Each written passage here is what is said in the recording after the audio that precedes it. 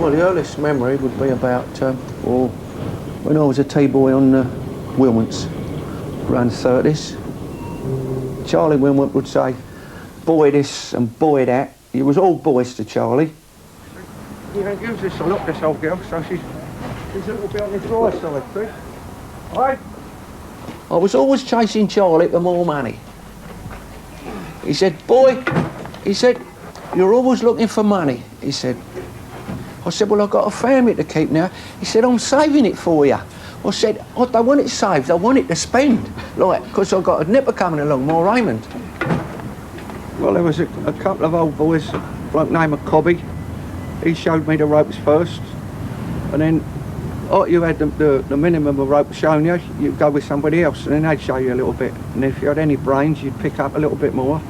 And when their back was turned, you'd climb up in the seat and mess about a bit, till you knew where everything was. These navvy drivers didn't like it because they was afraid of you nick their job, like, you know. They didn't like the nippers coming on. They didn't like us at all. I reckon that's one for the pot, that.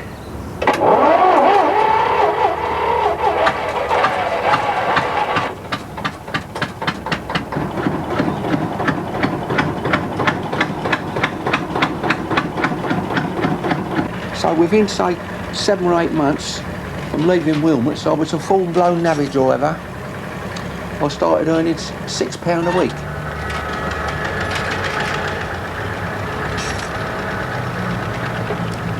A navvy driver or a crane driver was the elite of anybody. We was the elite.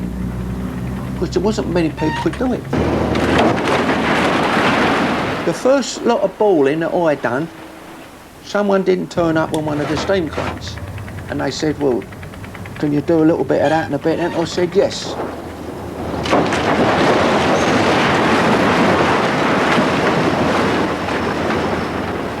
I would say that was right up to the war, that it was mostly handwork, up to the war. Of course, they weren't the machines. Everything now is labour saving, isn't it? There's not a lot of bull work now because you've got these pull and push machines, the grabbers. One-armed bandits, that's what they are. Nothing but one-armed bandits.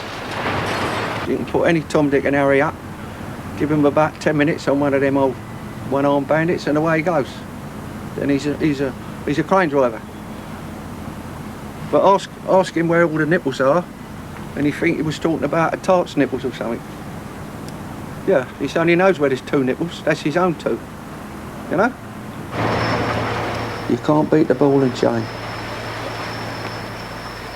To be a demolition man, there's an highly skilled job in my book.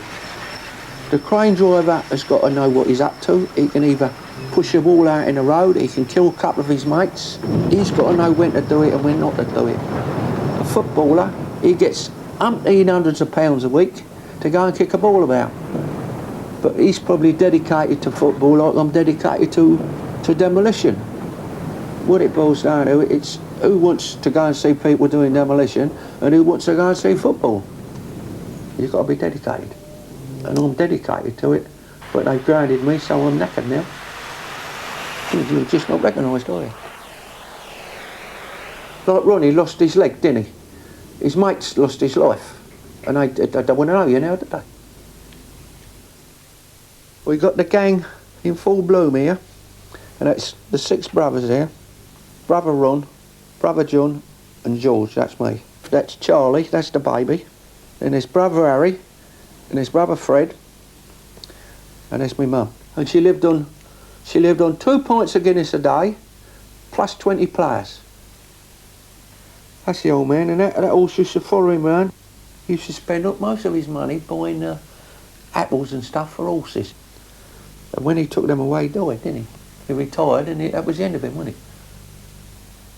He used to shoot me off the barge, because there wasn't no room for us. Like, there was too many in the barge.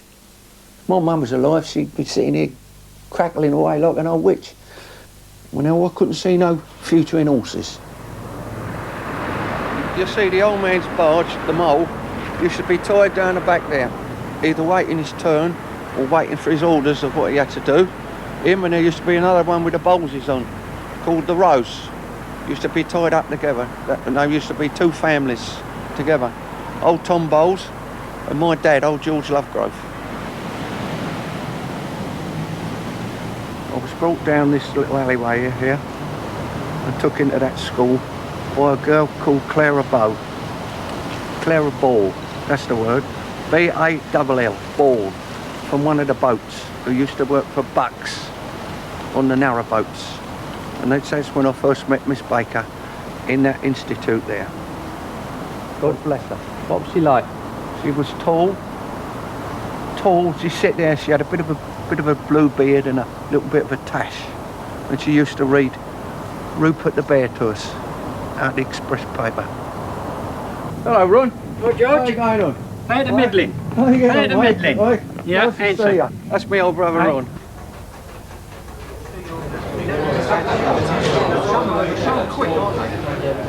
Brother George took me in his hand, gave me a grease gun, showed me how to grease it, told me all the nipples on the machine. And I suppose it was about 2 years after that, he tried to teach me to drive and he couldn't, until he went away one day. And I jumped up myself and a couple of lorries, and then after that, he went away on purpose, of course. And after that, he said, well, that's yours and that's that. There was always an argument with Robinson's, who was the best man on demolition, me or Ronnie. How can you say that one man is better than another? When we done Lodge Road run, Yeah. Brother Fred was on that old 38 there, he had a 110-foot stick on. We done a job at the penthouse, and he come in there about 8:30, then he all the excuses imaginable, and there's me filling up the Komatsu with diesel. He said, I should have filled it up last night, I'm sorry, George. I said, well, you won't be sorry. Be careful. I says, up the road, you, wallop. And what did he do then? Ran to the old girl in the evening and told his mum I sacked him. And then when I went round to see her, what did I get? I got a bollock in the sack of my own brother. Right, George, do you remember them old houses? What was there, them beautiful? Yeah, I remember them, but that's not much an improvement, is it, on what you pulled down? No, but they were beautiful, but we were only doing our job when we Well, who let you pull them down? anyway. Who let you pull them down? Well, that's the game, ain't it? We don't know. Only the boys with the money, like, see. People have That's potted the to pull houses down like that and put that up. Look at But, it. it was a fine shame, anyway. That's a monstrosity. Yeah. It was a Yeah. fine shame, yeah. Anyway, how much metal did you get out of there? They don't want none of that. But they was a beautiful lot, they was, one of them houses there, yeah. In the later years, most of the jobs we done was dirty, stinking old factories that deserved to come down, or big old buildings that had been burnt out. That wasn't so bad.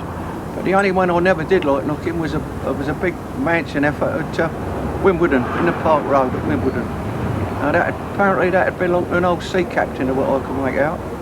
And there was all the old type doors in it, all oak doors, and all inside was all oak panelling, and all the trimmings, and the gardens was out of this world.